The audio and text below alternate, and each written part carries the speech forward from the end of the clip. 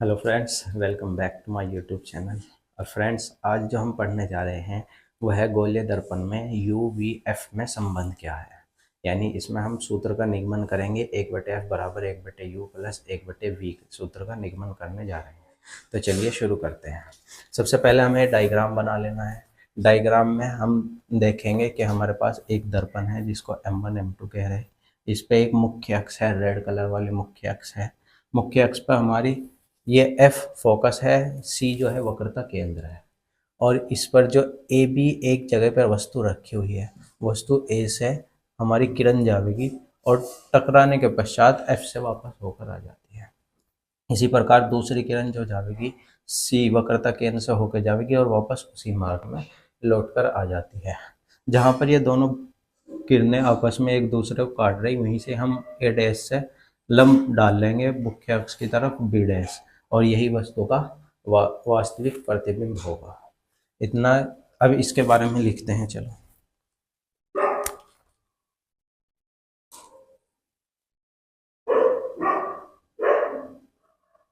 माना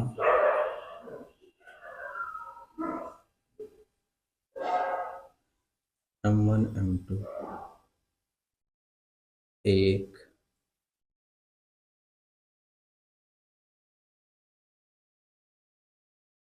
अवतल दर्पण है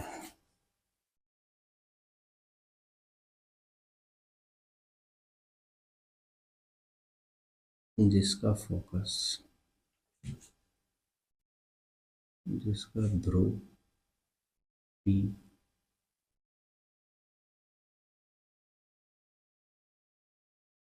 फोकस F तथा वक्रता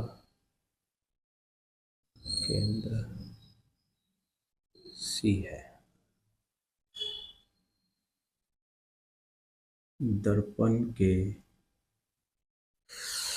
M1 M2 एक अवतल दर्पण है जिसका ध्रुव P, फोकस F तथा वक्रता केंद्र C है। दर्पण के मुख्य अक्ष, ये रेड वाली लाइन,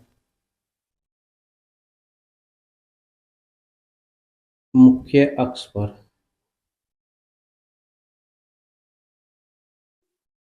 किसी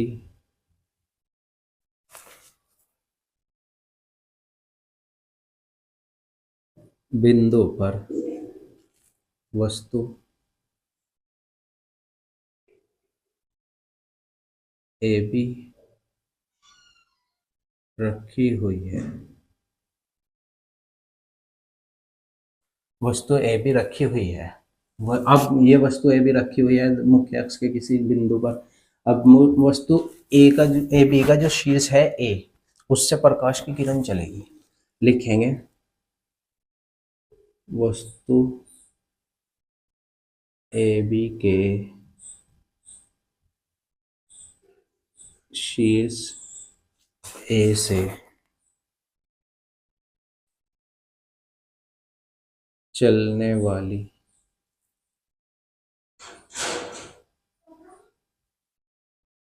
प्रकाश की किरण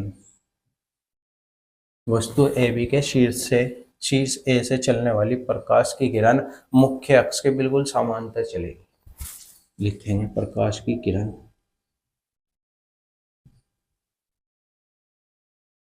मुख्य अक्ष के समांतर चलती है।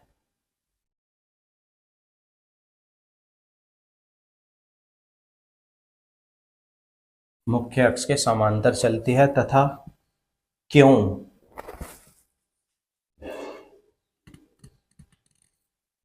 पर आपतित होती है। क्यों पर आपतित होती है।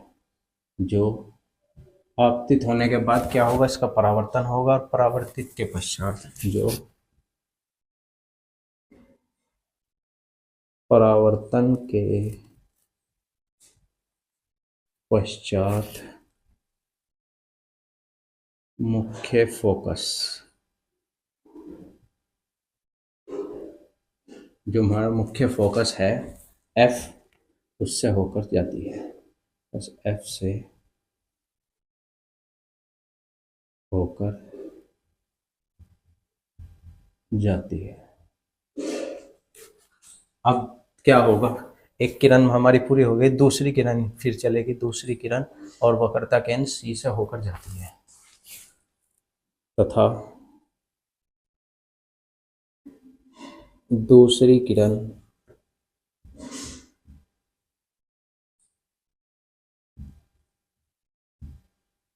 वक्रता केंद्र सी से होकर जाती है और एस बिंदु एस पर आपतित होती है। बिंदु एस पर आपतित होती है। आपतित होने के बाद परावर्तन होगा इसका, और परावर्तन उसी मार्ग पर हो जाएगा जिस मार्ग से वो आई थी, तो परावर्तित होती है तथा परावर्तन के पश्चात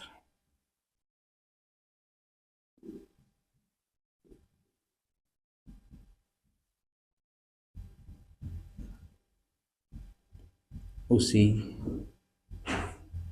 मार्ग में वापस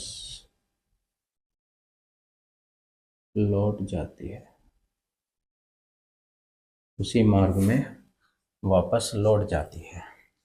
अब ये दोनों एक किरणें एक दूसरे को एक बिंदु पर काटती हैं जिसको ए डैश कहते हैं। दोनों इस प्रकार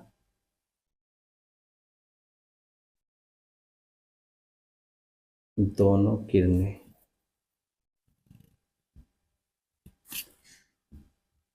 एक दूसरे को बिंदु ए डैश पर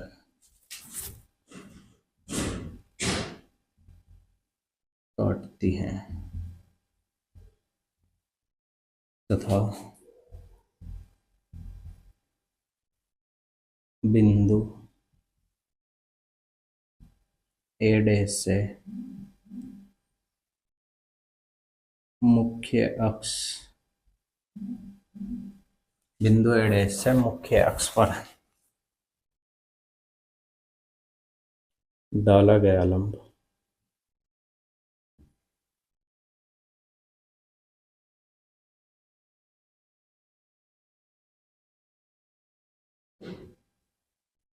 ए डैश बी डैश, यही ए डैश बी डैश ही वस्तु का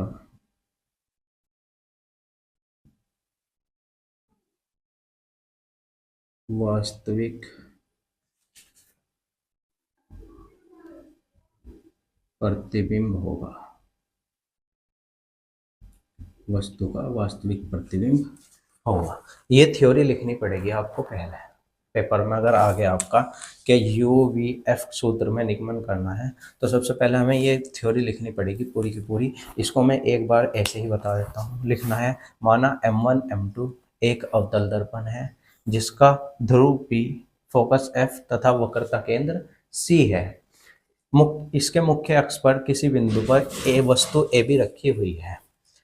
वस्तु ए बी के शीर्ष ए से चलने वाली प्रकाश की किरण क्यों पर आपतित होती है तथा परावर्तन के पश्चात मुख्य फोकस से होकर गुजर जाती है।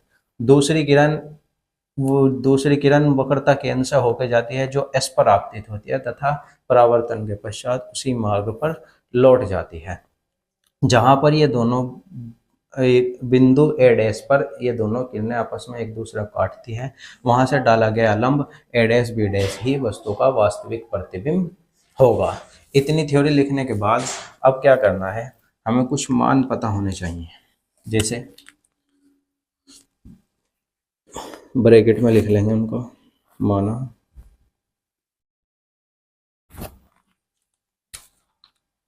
अगर आपसे कोई पूछे P से F फोकस दूरी कितनी होती है, तो माना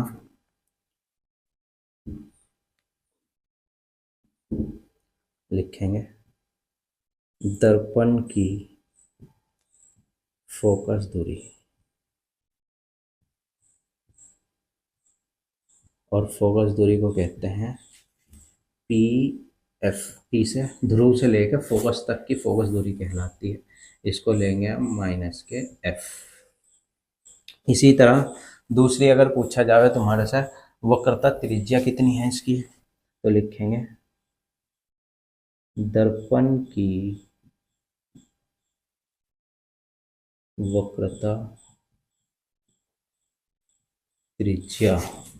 वक्रता त्रिज्या होगी हमारी वक्रता केंद्र तक पी सी। पी सी बराबर होगा माइनस के आर, त्रिज्या रेडियस इसलिए माइनस के आर। नंबर 3 और नंबर 4।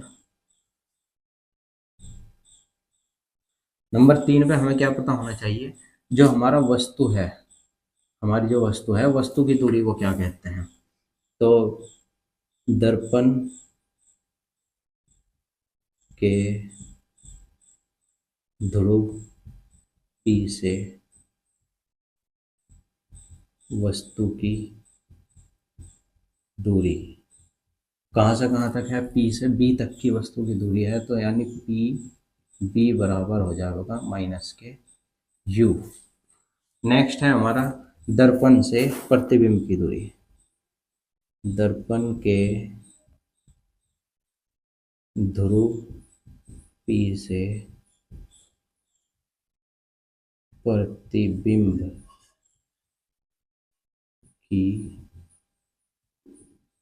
की दूरी, इसको लिखेंगे माइनस के V।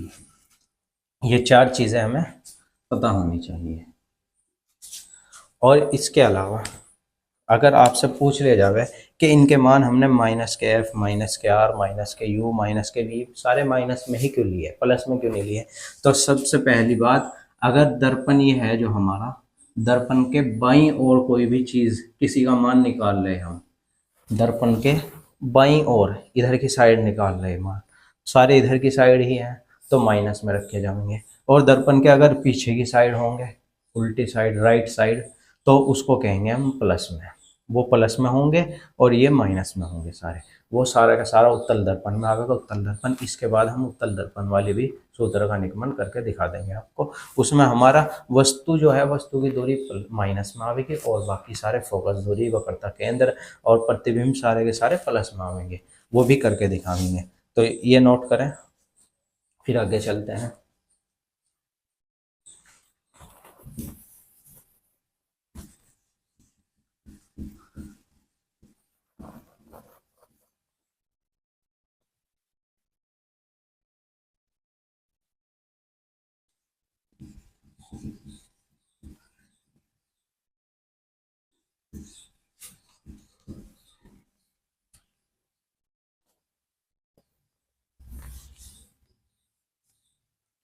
इन सब मान को मैं यहाँ पर छोटा सा लिख के दिखा रहा हूँ बस, क्योंकि हमें यहाँ बोर्ड की ज़रूरत पड़ेगी अभी।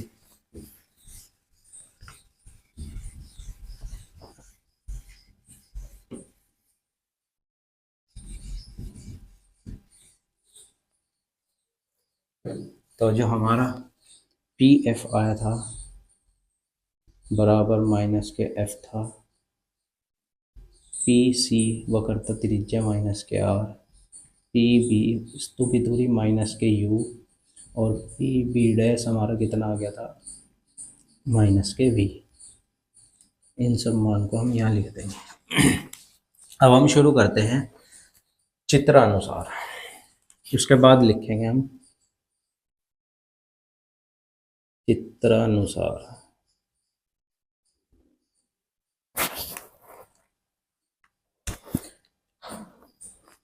चित्र में हमें एक चीज दिखाई दे रही होगी, ए सॉरी जो हमारा ये त्रिभुज है, ए बी और सी दिखाई दे रहा बना हुआ, ए बी सी, और इसी तरह A dash B dash C. A B C और A dash B dash C, इनमें कॉमन क्या दिखाई दे रहा है, सी। सी का कोण एकांतर कोण है, इस वजह से ये दोनों क्या है, कोण बराबर है। और दूसरा हमारा ये बी वाला लंब डला हुआ है और बी डैश वाला लंब डला हुआ है, ये 90 का है। दो कोण बराबर हो गए तो तीसरा कोण ऑटोमेटिकली त्रिभुज का बराबर हो जाएगा। तो दोनों के तीनों कोण क्या है, बराबर है, यानी समकोणिक है। ये त्रिभुज कैसे है, समकोणिक त्रिभुज है। तो लिखेंगे चित्रानुसार त्रिभुज ए बी सी व ए डैश बी डैश सी समकोणिक है। समकोणिक समकोणिक है। तो हम क्या करेंगे, जो हमारा ए बी है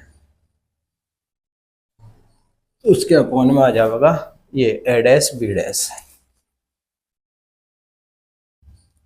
ए डैश बी डैश किसके बराबर होगा, बी सी बटे बी डैश सी के, B C upon B dash सी।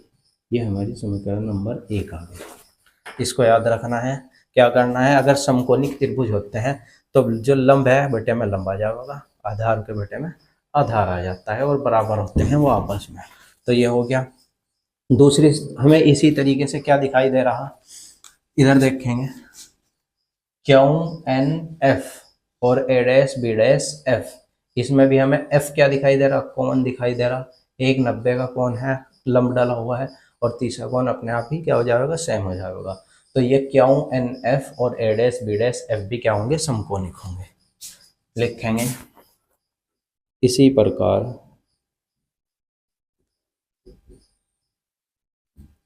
त्रिभुज क्यू एन एफ व ए डैश बी डैश एफ भी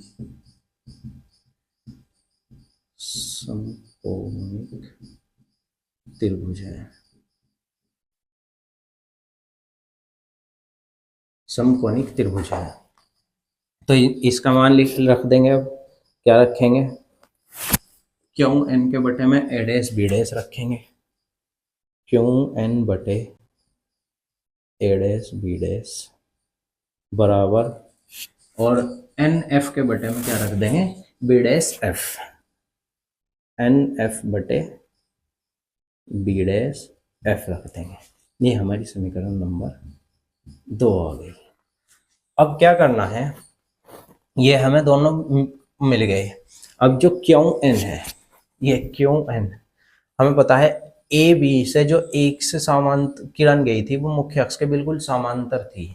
तो जहां ए है वहीं इतनी दूरी पर मुख्य अक्ष के कौन होगा, क्यू, और उससे डाला गया लंब क्यू एन किसके बराबर होगा, बिल्कुल ए बी वस्तु ए बी के बराबर होगा। तो हम क्या लिख सकते हैं यहाँ, क्यू एन बराबर ए बी, चूंकि वस्तु ए बी से के शीर्ष से चलने वाली प्रकाश की किरण मुख्य अक्ष के समांतर है। क्यू एन बराबर ए बी, वस्तु ए बी के शीर्ष से चलने वाली जो प्रकाश की किरण थी जो क्यू पर आपतित हुई थी वो मुख्य अक्ष के बिल्कुल समांतर है, इसलिए ये दोनों क्या होंगे, आपस में बराबर होंगे। तो हम क्यू एन की जगह पे क्या रख सकते हैं, ए बी रख सकते हैं। तो लिखेंगे A B upon A dash B dash, यहाँ हमने ए बी रख दिया, ये जुगतु और ये भी जुगतु रख देंगे, N F upon B dash F. ये हमारी समीकरण नंबर 3 आ गई। यहाँ तक किसी को कोई दिक्कत नहीं होगी, उम्मीद है अच्छे से समझ में आ रहा होगा ना। आगे करेंगे हम। मैं थोड़ा सा ये मिटा रहा थ्योरी।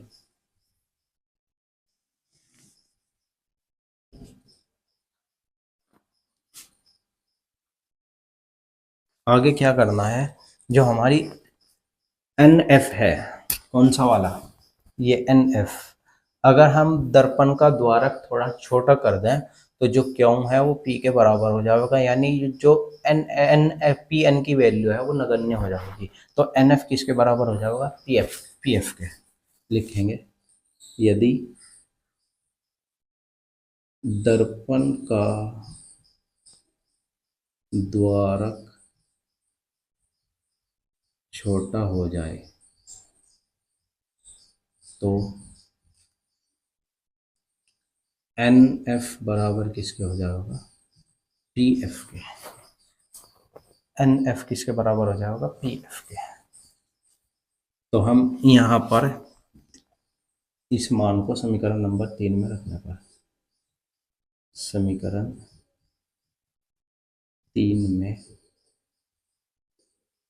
रखने पर रखते हैं, तो अभी यहाँ मान रख देंगे हम। तो हम रखेंगे पहला वाला जो का तू A B upon A dash B dash बराबर एन एफ बटे बी डैश, एफ जो था एन एफ की जगह पे क्या रख देंगे, P F upon B dash F. अब आप क्या करना है, ये हमारी समीकरण नंबर 4 हो गई, A B upon A dash B dash, और यहाँ भी हमें फर्स्ट समीकरण में A B upon A dash B dash दिखाई दे रहा है, ए डैश बी डैश दिखाई दे रहा है। A B upon A dash B dash की वैल्यू क्या है हमारी, B C upon B dash सी।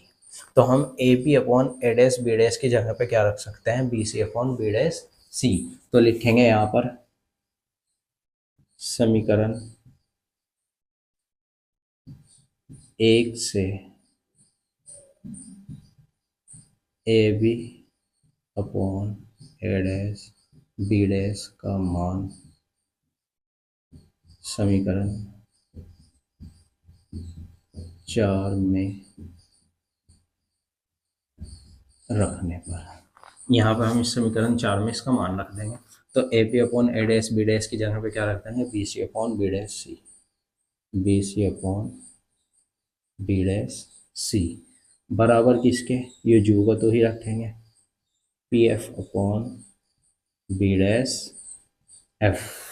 यहाँ तक अब मुझे लगता है किसी को कोई दिक्कत नहीं होगी। ये हमारी समीकरण नंबर 5 बन गई। यह हमें 5 समीकरण बनानी आनी चाहिए।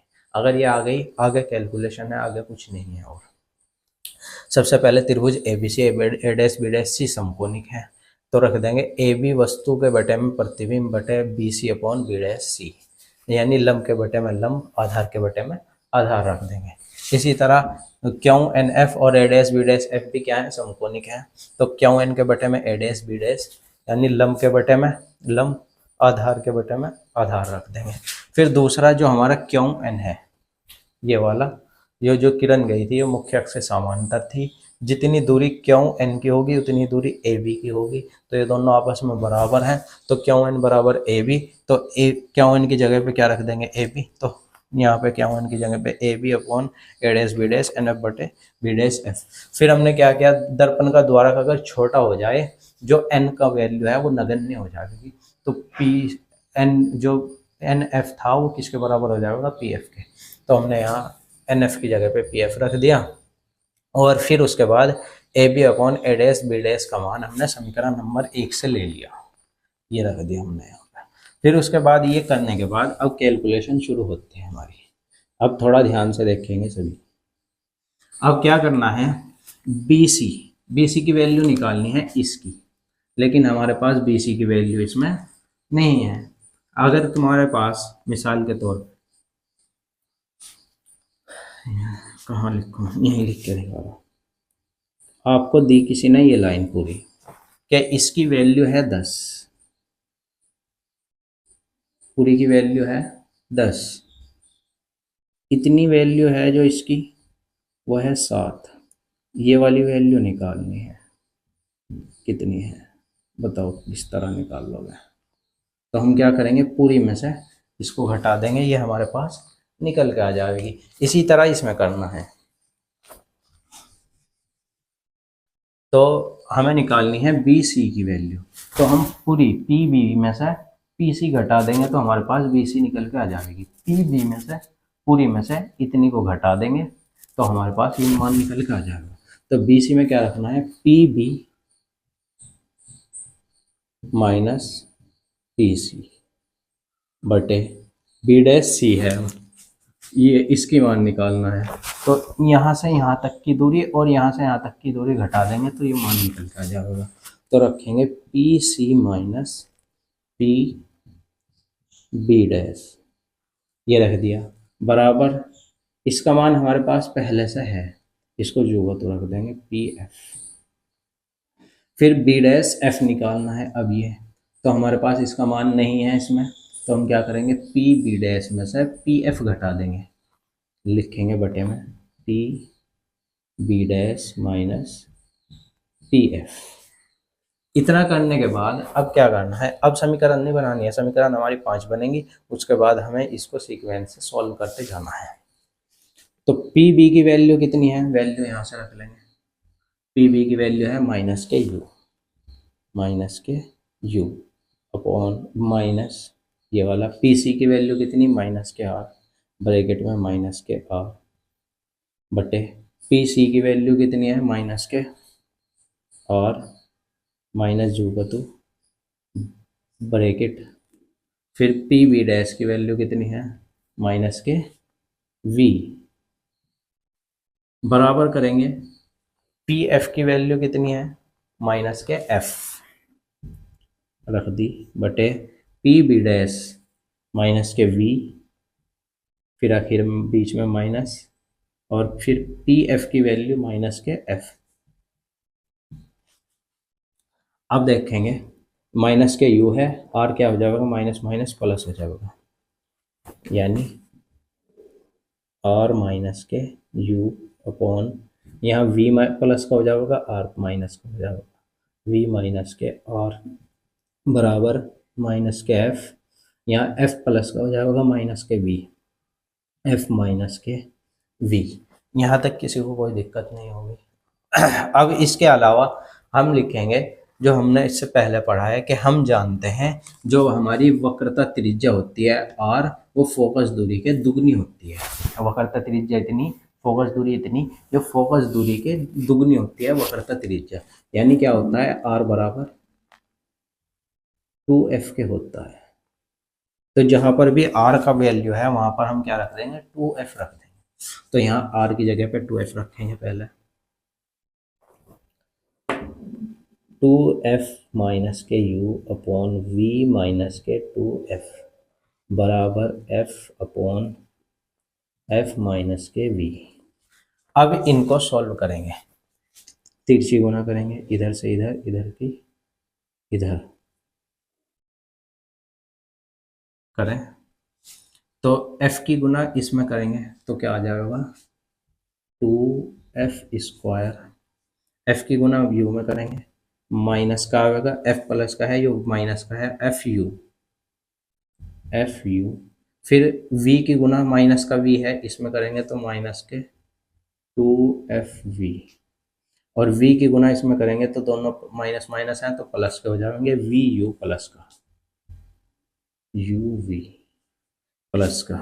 अब इसकी वैल्यू यूज नहीं होने का, इसको मिटा देते हैं।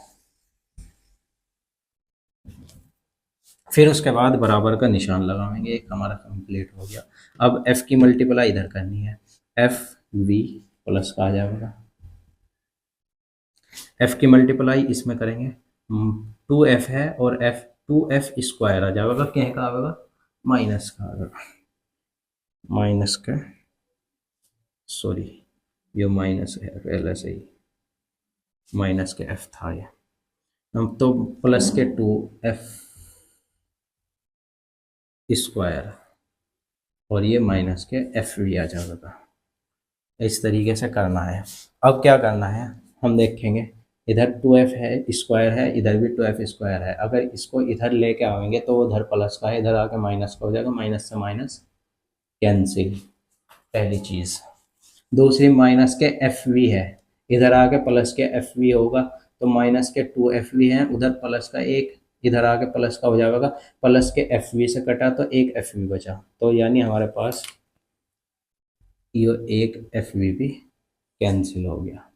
तो हमारे पास क्या बचा, माइनस के एफ यू, माइनस के एफ वी और प्लस के यू वी बराबर के में क्या बचा, 0।